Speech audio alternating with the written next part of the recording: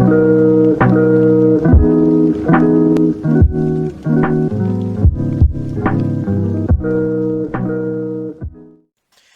guys, what is going on, RedMaster here, and welcome back to episode of Cards and Castles Casting Conflicts. Got Tweakin back in the hot seat today, going up against Asteroiy, but you'll hear me say that again in the gameplay. So let's go ahead and just jump onto the gameplay and see how the series plays out. And the faction colors are red and purple up against green and blue.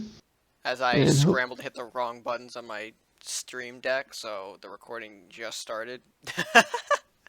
Great. It caught the faction colors. It caught the faction colors. So yeah, we're gonna welcome to another casting conflicts. This one's Tweakin against Asteroiy, casted by Red and Jump. Damn, he's really going professional on this one. We're off to a quick start here. Very quick start. Asteroiy bringing out the Manfish and Lumberjack, which counters or gets a little slowed down here by Tweakin's throw of the Rat King with double coin. And overall, not too bad of a start for him. The Manfish isn't really going to get any big value off right now, I think, which is good for Tweakin, but still in a bit of a rough position to start.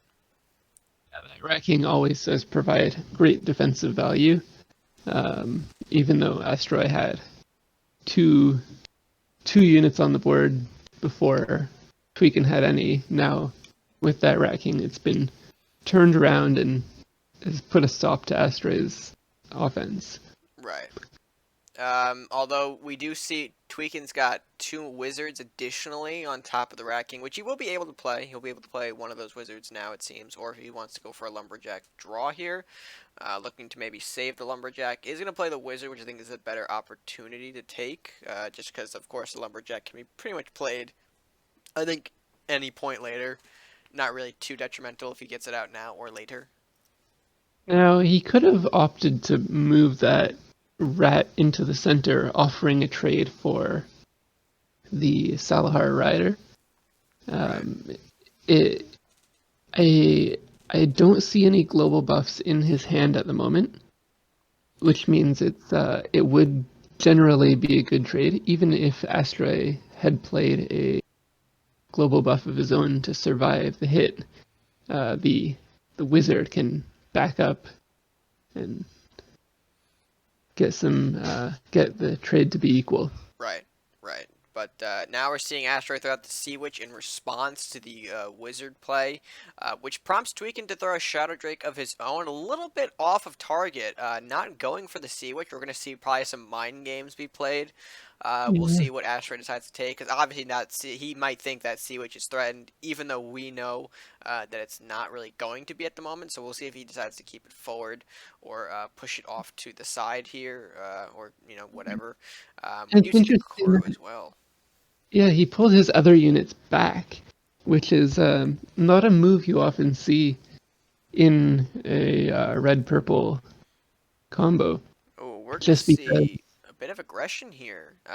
Asteroiy recognizing the opportunity, taking it, putting himself in a bit of a castle lead. Both of these colors can't heal, so he's just opting to go for the sacrifice on the Sea Witch, when it would have been more beneficial to maybe throw that witch back, but regardless, we'll see the play go here. Rat trades with the Salahar Rider. We'll see a bit of damage onto the Shadow Drake. Not going to matter too much, considering that we do have the Koru, which it looks like is going to be the play to. Now going to get free hit, and we're going to start with the mind games. Yeah, Koru definitely probably the biggest component of mind games CNC has to offer. Just due to that extra movement off of an attack, you can't really play units to, offer to him, because he's going to use that and go into a spot that is pretty unreachable, like the square he's in now. Asteroiy can't reach that off a spawn unless he has some kind of winds play or winds pull, which I don't think his deck offers now. He could do a double spawn as well and move his far unit as far forward as possible. Right. But that's not going to do it right there. He's going to try and sweep for Koru, but that's not going to work. We know where Koru is. Sweep's not going to take it. If he had put it next to the castle line, he would have been able to find it, but Yeah, I think he just wanted a bigger sweep and wanted more rest to generate. But there we see a very big equalizer in Tweakin's hand in Flamestorm. Yeah, a slightly risky one at that though. He will deal damage to his own units if he decides to use it. Right, He's also got the Dragon's Fire, if he wants to opt for that one. He's very got true. plenty of choices here. Yeah, it looks like he's thinking about Dragon's Fire, which he does go for. Dragon's Fire This- does clear the board here, including that Blacksmith, so definitely at a loss for buffs now is Asteroiy. We'll Right. see if he can recover. It's going to be difficult, considering these colors don't offer too much draw, and as I say that, the Shaman comes out, so that's fantastic. Yeah, and every time the Kuru doesn't attack, of course, it's going to lose its effective permanent stealth. Hmm. But Tweakin is running Infiltrate, which is not a card you see too often. No. It's not rare per se, but it's still not the most common of cards. I definitely think, And based on the last match we saw in Tweakin, he's also more of the creative type, willing to throw unconventional cards into decks to see what can work and what doesn't. We obviously saw that last game with Sushi Shack, even though it might, not have been as effective in winning the game, was certainly a threat. We heard in the post match that, of course, it had to be burned off by Witch Bolt, which is not something you want to use Witch Bolt on. right, he's pushing the limits of the standard decks that you tend to see on the ladder all the time. Right. Right. And we might see it work out for him. I mean, Infiltrate will be pretty big here. I mean, if he decides to use it, and of course can get him more draw as well. We're probably going to see him connect with the Shaman here just so we can regain that stealth. I probably would take that too. Would have nice maybe had a first strike, but obviously we don't see that in his hand. Instead of getting the detention, another card we don't see too often. So very curious how he's going to be able to use that later on in the match.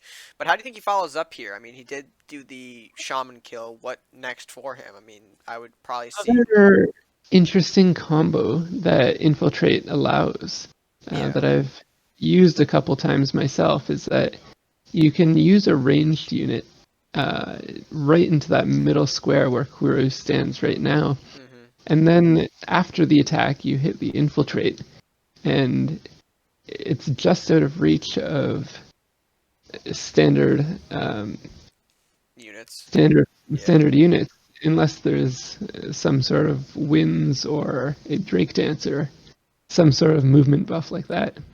Well, then we're going to see Nalik Yeah. here, followed by a sheep, which is going to be big. It will reveal that Koru. He will be losing Nalik here, though, but I think he's going to also get the Kaijir out potentially.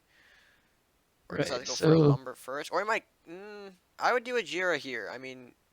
Oh, and actually, no. A Jira into the Wizard. That's a smart play. carried I into the forgot about wizard, that. Yeah. and he's gonna summon one of the monsters I to think he has to kill play off. Kaijir. He can't play Serpent Witch. Serpent's at 2. Right. Or Salahar That's true. Rider, an even better option. Doesn't the Lumberjack give Tweakin the draw, but I think Tweakin's okay with that. Because he can just walk right up one space, trade with the Nalakir, and put himself in a much better place with that Wizard. Yep, they're going to see that trade go forward. Follows up potentially with Kaiju here. Very interesting. Right. The king himself has shown himself in the game. I didn't think other people use Kaiju besides me with the Kaiju Last Will, but I guess everyone can, pull out a surprise, right? That's it. Now, I think he does run Swiftness in this deck, too, so seeing that on Kaiju would be pretty big. Yeah. Still waiting on when he's going to use this infiltrate. Very The true. the downside of Kaiju is that although he is stealthed, it's quite obvious where his moves are going to go.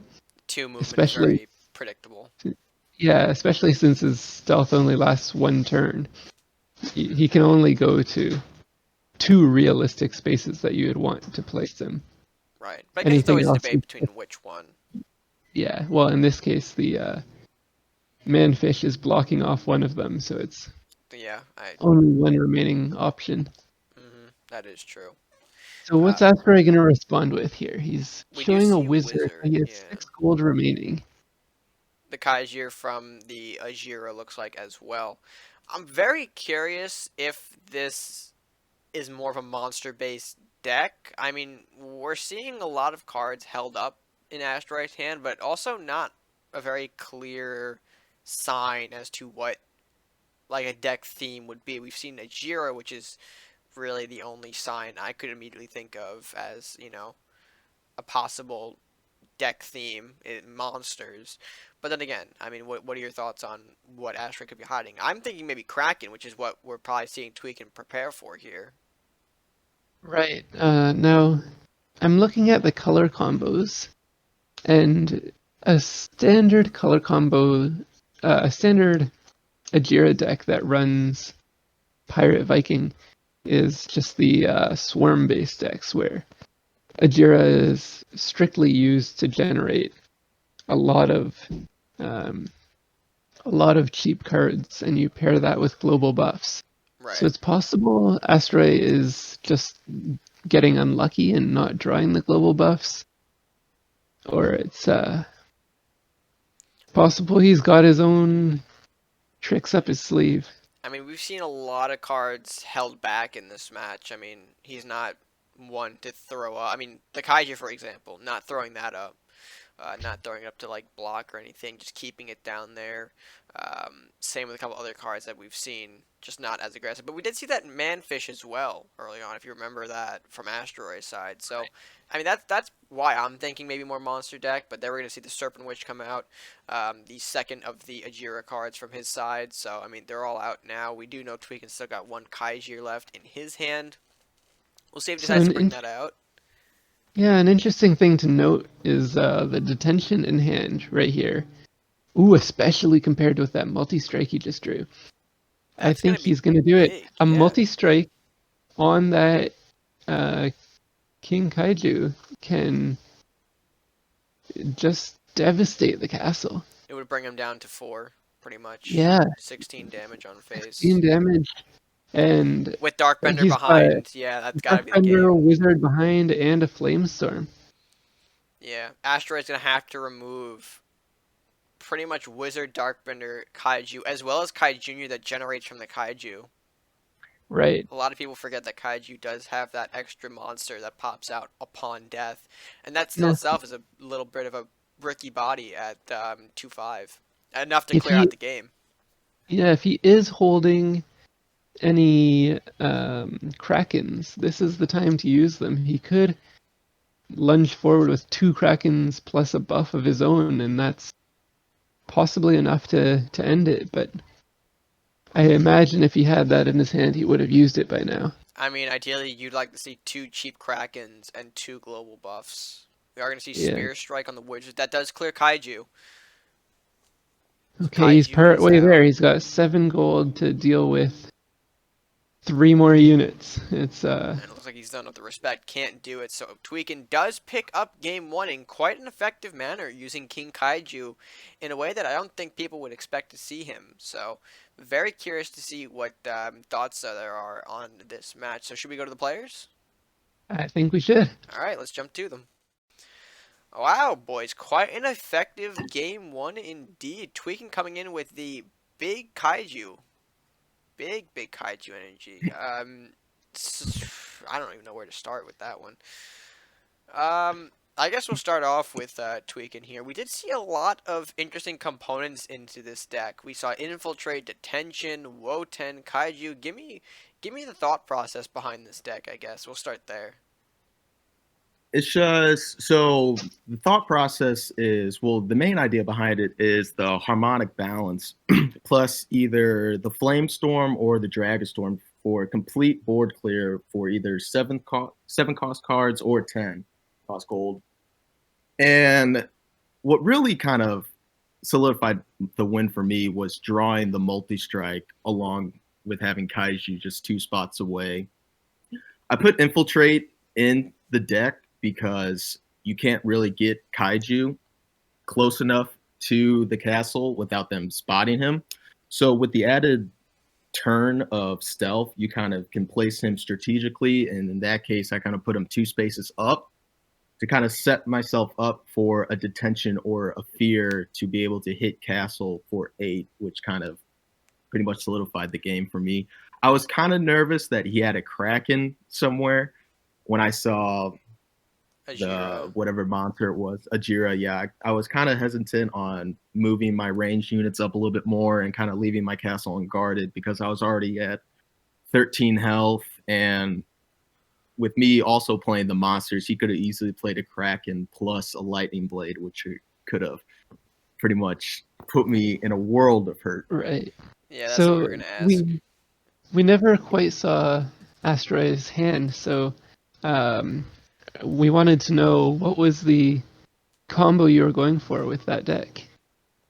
Um, it's definitely a Kraken deck. That game, I drew the Kraken one turn late. Had I gotten it a turn earlier, it would have been cost efficient to Spear Strike Lightning Blade and Oh, Kraken. Oh yikes, But that would have been Exactly. scary. Yeah, that's what I was worried right. about. Yeah, the Kraken OTK. yeah, Yeah, Right. very explosive though Well, as a opening game for sure. yeah, so in game 2, we'll see the comeback of King Kaiju and whatever Asteroid brings to counter it. And I'm excited to see it. All right, guys. So with that being said, let's take you into match number 2 right now. All right, guys, and here we are back in game 2 now. As you can see, of course, Tweakin's still rocking the Warlock Ninja as the previous game, and Asteroiy bringing out the Viking Crusader. Very scary. What are your thoughts on Asteroiy's deck choice here? So it's well, one of the common ones in this color combo is the War Party deck. But there are others, so we'll have to wait and see. Right. Obviously, Um, the Faithful Drake alone is not going to tell us much information. Same with the Blacksmith. Very effective use of Blacksmith, though, clearing out the early threat of Kunoichi and forcing Tweakin only to play an Armory in response. We actually see his hand is not looking too strong here.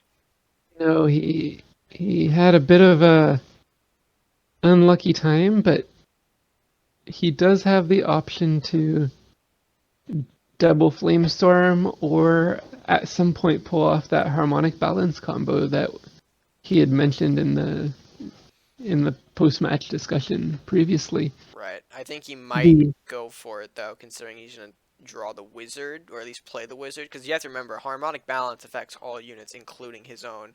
So it would be a sacrifice to play that combination with, cards like Wizard on the board. We're going to see him infiltrate that Wizard, though, to get some draw, and of course hide it from any sort of burn. Actually, what am I talking about? This is blue. no. This is blue-yellow. What am I talking about? Burn. Now, ideally, he would want to hold off that harmonic balance combo as long as he can if this is a War Party deck. Right. Because a War Party comes out, a harmonic balance neutralizes it, and then your units still cost 0 from the side effects of War Party. And you've Right. just completely obliterated that your opponent's win condition. Very So true. we're gonna have to see if he's able to pull that off. Meanwhile, Asteroiy is stacking up his hand sizably here. Yeah, the 2 Lumberjacks for additional draw, the Shaman books. He's very smart about not using all of his resources, although we pretty much know at this point those resources are things he can't use right now. Obviously, the big boys in hand are going to be a problem.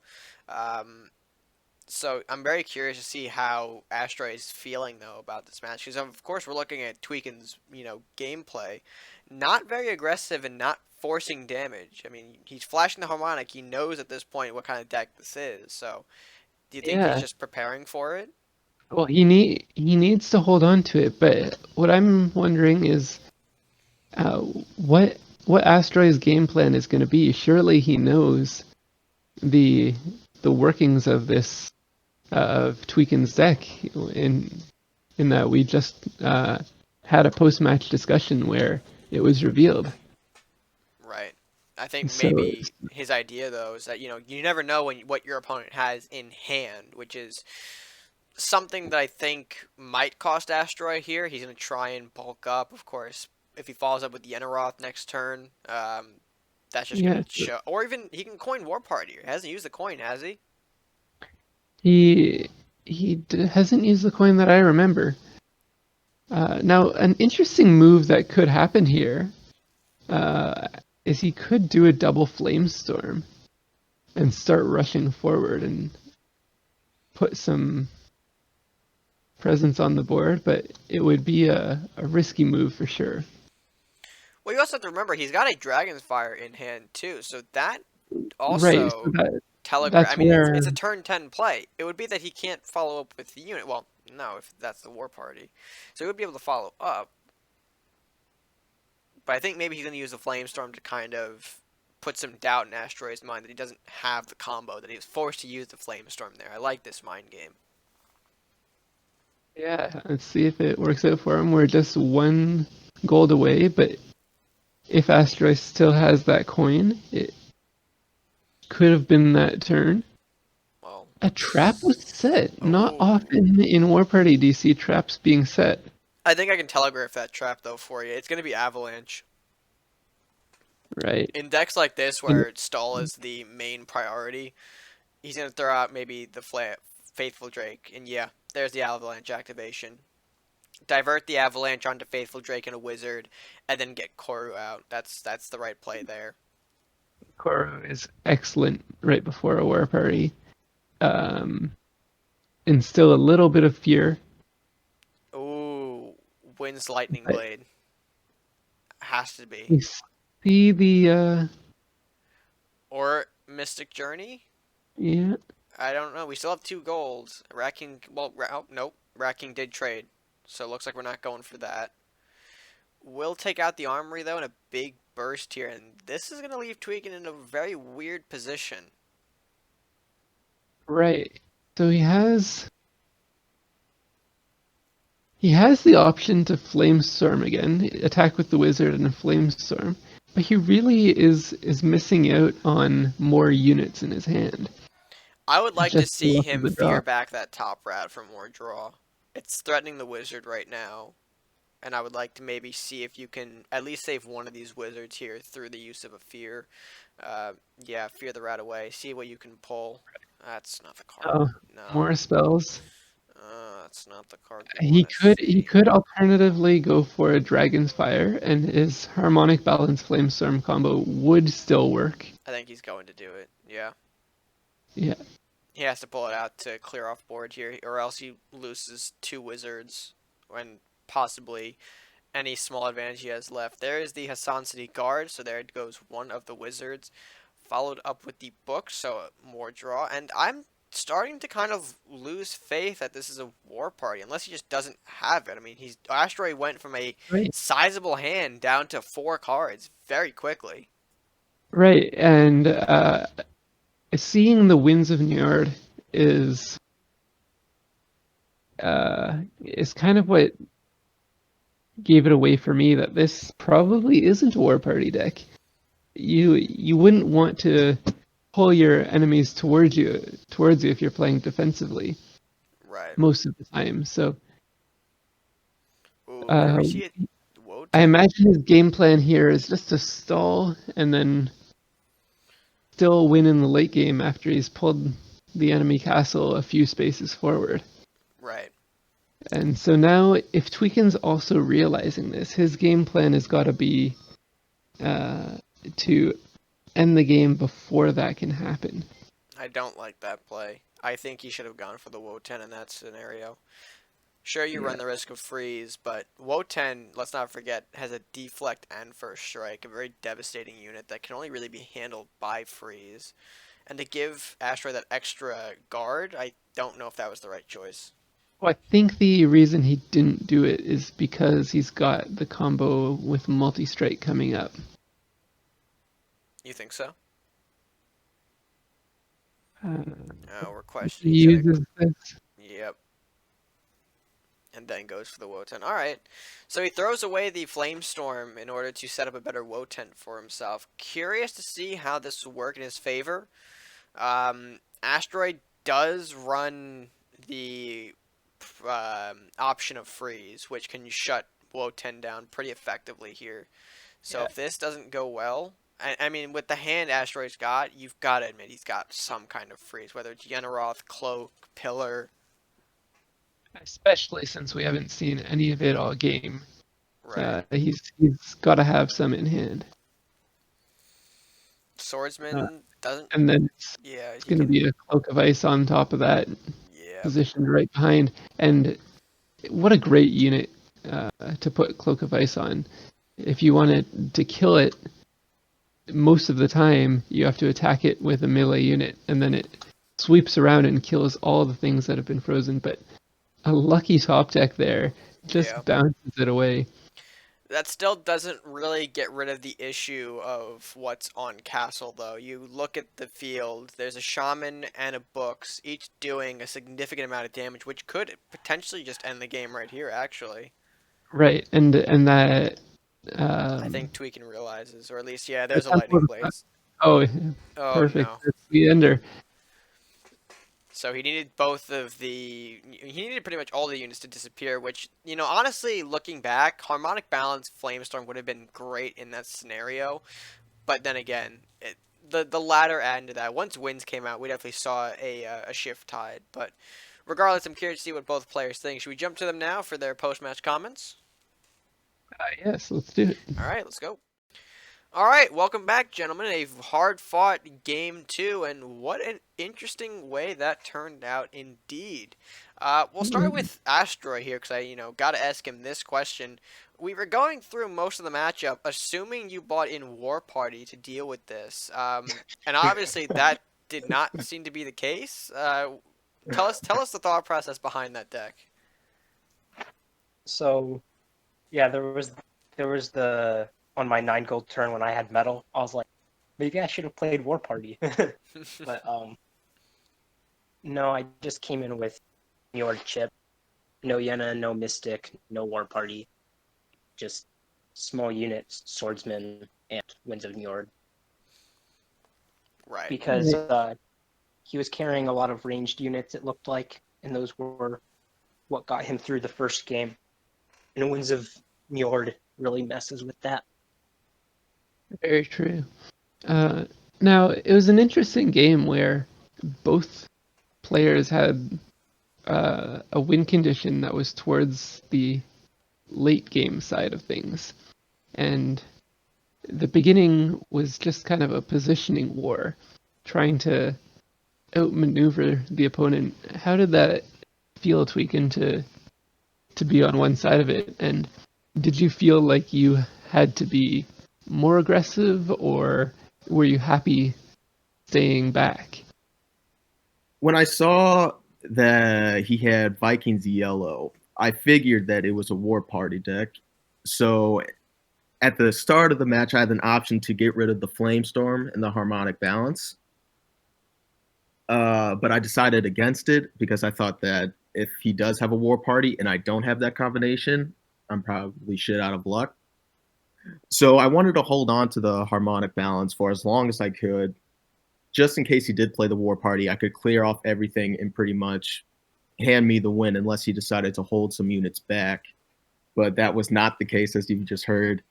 So I did try to take a defensive stance, but I was drawing a lot of spell cards mid-game and not enough units. And the units that I did pick up were a lot of range units that he said.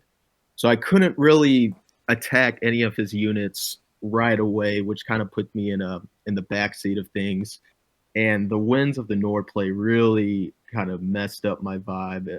I couldn't really get anything going. I couldn't really position anything to where I wanted it to be. And I was really hoping that he didn't have the Cloak of Ice, because I was going to go ahead and either fear the Swordsman away and do a double multi-strike onto the castle with Wotan and try to just hold out for one more turn. But as you could tell, he had 2 lightning blades on me, and as soon as he played the Cloak of Ice and I drew another Dark Bender and something else, I knew that it was going to be over. You followed up with Uh, detention, I believe, but yeah, not enough Yeah. when you have 2 units. I think if the Flamestorm was still there, would have seen a great little interaction there. But I mean, you can never predict ahead sometimes that far. Right. And there was a lot of opportunities to play the Harmonic Balance plus the Flamestorm, but as you can tell, the thing that backfires with that is it also wipes out all your units on your board Right. because it sets all the units health to 2. So you have to be really careful about when you play it Very true. Yeah, because it'd be a lot it better gives the if you opponent. could Yeah, play multi-strike with it, right. because then you could get free damage and then just wipe the board. Mm-hmm. Right. So when I played the tension on your Hassan City Guard, I was figuring that, well, if I do that, he's just going to play 2 more units with 2 health. So the Flamestorm will theoretically wipe them out. So, and I didn't want to play the Harmonic Balance and the Flamestorm because I figured that was on turn 8 or 9. So War Party was coming in my mind. So I wanted to hold on to that as long as I could. But it really didn't matter at the end. Right. So lots of mind games there. We're gonna head into a game 3 now. We're gonna Indeed. see the return of the Kraken OTK deck, and Tweakin will get a chance to counter that as he sees fit. So let's go ahead Excited and to take them see into how it'll match 3. go. Yeah, take them into match 3. All right, let's jump into it. Back This in game time 3. Yep. Here we go. we're seeing a red-green combo from Tweakin, and in that opening hand, we're seeing one big card. One big Tell me boy what your indeed. thoughts are there, Red. Honestly, bro, I'm seeing one big boy, and I'm very curious to see if we're going to see him in the match. We do see, though, very big components of this deck. Obviously, Hovel and Alter being the big components here of a spam deck, which I think is what Tweakin is going for here. We'll see if he's able to pull it off. We're seeing Lumberjack, Hovel. We're gonna probably see Alter next turn. So yeah, pretty standard stuff out of the Warlock Pirate Swarm deck. Right. And I want to bring notice to something that Tweakin did, is he used his coin to hovel one turn earlier, which I'm not sure it's the best use of the coin.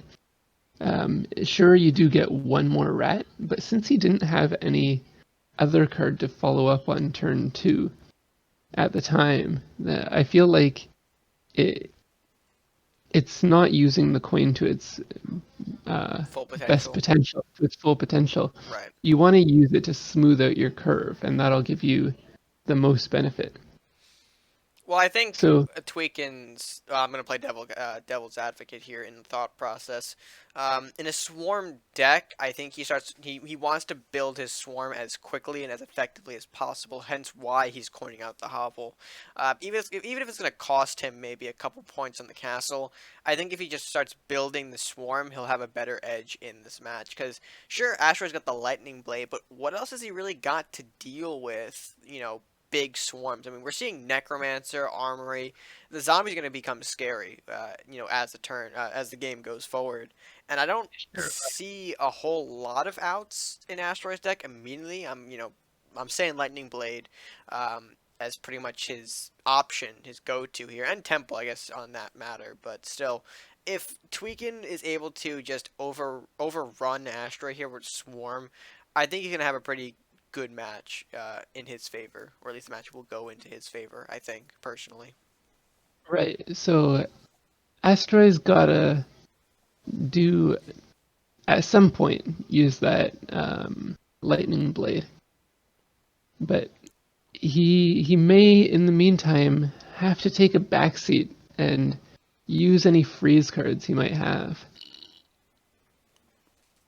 It's Well, definitely think we're going to see that manfish trade there. We're going to smack this hovel around a little bit here. And I mean, if you're Tweakin, you just kind of follow up with your spam. You've got 2 generators bringing out sizable units. Obviously, Asteroiy can do a rat for rat trade with his hovel, but I don't know how long that's going to go for. Meanwhile, he needs a response to that altar because those zombies are going to be big and powerful very soon. Yeah, now he needs an answer that's not just a temporary answer. And what I mean by that is he can keep trading unit for unit, but with him only having, Asteroiy only having 1 unit generator and Tweakin having 2, he's not going to be able to keep up going punch for punch. Especially when we see Tweakin's 3rd generator in hand. Right. So we'll see And Spear Strike go down. Spear Strike, That's not that's what you telling want to me, see. no, it's telling me he's desperate for a card draw. That's saying, I don't have the resources in hand to deal with this attack. I need something else. Right, and he goes for that trade with the rat, the punch for punch. He will knock off the rat on Hovel, so at least he protects it. But that does give Tweakin the opportunity here to smack the Hovel. Yep, we're going to see that right there. So there goes Asteroid's only unit generator, and we're going to see if maybe he buffs or goes for the 2nd generator. He can do either one. Goes for the buff. Makes sense. You've got ED in hand, and once that hits the board, it's gonna be very difficult if Asteroid does not have the lightning blade. Or the swordsman for that matter. I mean, we talk about lightning blade. Again, when you start speaking about it, more counters come to mind, and swordsman is definitely up there too, now that I'm realizing it. Right. We'll see how Asteroid intends to deal with it. Even a pillar of ice could freeze all 3 of the main units, but it's not going to. Ooh. It's not going to be defend because it's vulnerable early on in the board. Ooh. Yeah, that was a very play. strong play from Asteroiy to bring out such a strong generator of his own, but that was Tweakin saw it too, and even though he shut it down. Yeah, 6 gold to shut it down, he knew it had to be done. So there is a temple block and spear strike. Again, telegraphing that Asteroiy is desperate for moves here. Oh no, and we're gonna... No, we don't have the spawn block yet, but that Hovel definitely hurts. Not quite, but it's... He's very close to a spawn block, and I'd actually be curious to see if he can pull off the first spawn block win for casting conflicts. Yeah, it's definitely possible. It's possible. It's also dirty, but I mean, we'll see. Swordsman can do a big thing here potentially, cleaving pretty much the rats and the zombies without getting feared back because he can hit the rat. Grendel is not the card, I would though. have loved to have seen Yenneroth there, and the reason I wanted to see it is because you can freeze the state of the board, but the generators will keep generating, and it will essentially clog up the board. Clog up the board and just allow for a big lightning blade. But there's a little bit of a misclick, but it happens. No matter, the game is over, and Tweakin will pull through with the game to win the series. He will. I don't know what Asteroid's got. Maybe he's going to show off the Kraken just for fun. Tweakin is flashing the options in the end game. We're not going to... Maybe we'll see an Arachnoth pop off. Or we'll see if Asteroid decides to clear board. Again, very difficult. So many threats coming from all sides. Not all of them that he can probably deal with his current... Especially with that Lord of Chaos on the board. Even if there was a lightning blade to be used, it's a very low chance that it would go to the intended target. Right. So it looks like the game's over. Let's go ahead and jump back to the players then to see what they're feeling. Coming back from the garage isn't really...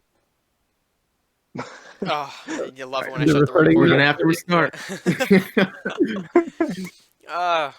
Anyway, explosive game 3. Or I guess not really explosive, more like just unit filled here. Tweakin going with the spam deck. Talk to us about the thought process behind choosing spam as your answer to the Kraken deck. So it seemed when he first played the Kraken deck, it seemed like it was a one-turn kill type Kraken deck, and so it seems to me that he has a lot of lightning blades, a lot of spear strike, and he might be lacking on units. So my idea was to just swarm him till he runs out of units, and that way I can just negate the one-turn kill attack from Kraken, because he'll be too focused on defending his castle than to be looking for the draws and the Kraken. And Asteroiy, what were you hoping to draw in your deck to be able to come back from the barrage of units? Coming back from a barrage of units isn't really something that this deck does. It's something that it handles earlier in the game, usually by putting down some amount of pressure, which in this game I just didn't draw anything of that sort. Really, I'm looking for literally anything. Rat King, a second Manfish any earlier would have been amazing. Anything that would get me 1 or 2 more turns, Right. starting turn 3 or so, would have been fantastic. Sort of a I top drew the Hobble, which is why I ended up in a bad spot. So I guess if I had done something differently this game, it would have been placing the Manfish in a bad spot. right. It's sort of the strategy of getting to your late game by having a dominant early game. Yeah. And you might have questions as to why I played the Dragon's Fire on the Sea Witch. Oh no, of course not. Get rid of Yeah, that. I knew that he was drawing dead on units because he played the Spear Strike on the Rat. So I knew that he was digging through his deck to try to find units. So I didn't want that Sea Witch to stay on the board and help him produce even more units.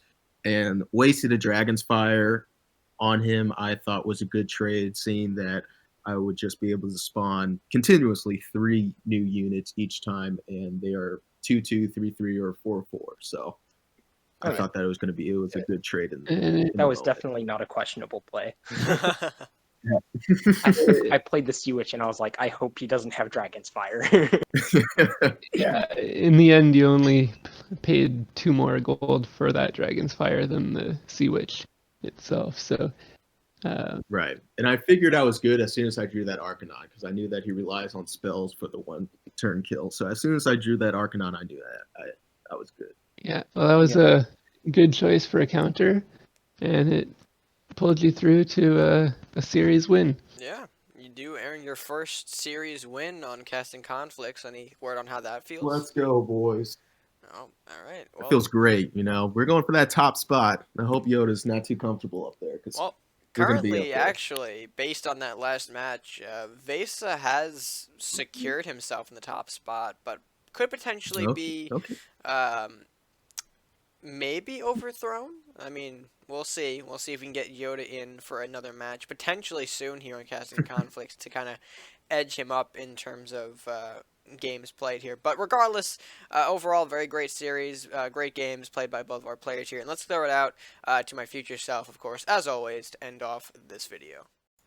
Alright folks, that being said, I hope you did enjoy this edition of Casting Conflicts. Let us know what you thought of the matches by leaving your thoughts in the comments down below while you're down there, English. If you haven't done so already, be sure to leave that video a like if you enjoyed. Share with friends, of course, subscribe if you are new or haven't done so already. It's the best way to support the channel after all by clicking the subscribe button at no extra cost to you. And yeah, with that being said, guys, until next time, stay gaming.